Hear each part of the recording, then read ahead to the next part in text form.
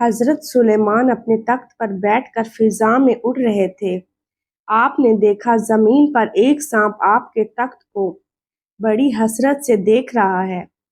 آپ نے ہوا کو حکم دیا کہ تخت کو اس سانپ کے پاس اتارو۔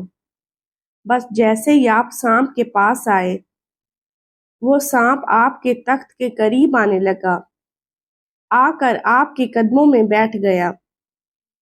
حضرت سلیمان علیہ السلام نے فرمایا، تم کیوں غمزدہ ہو؟ سانپ اپنی زبان میں کہنے لگا، اے اللہ کے نبی، میں آپ سے ایک سوال پوچھنا چاہتا ہوں۔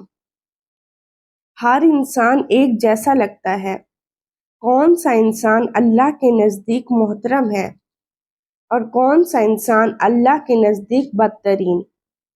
حضرت سلیمان نے فرمایا، جو انسان خود کو ان دو کاموں سے روکتا ہے وہ اللہ کے نزدیک محترم بن جاتا ہے، اور جو انسان یہ دو کام کرتا ہے وہ اللہ کے نزدیک بدترین بن جاتا ہے۔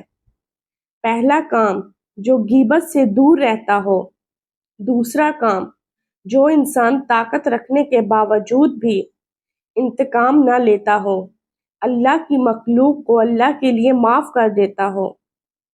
جس انسان میں یہ دو صفتیں دیکھو تو سمجھ جاؤ وہ اللہ کے قریب ہے۔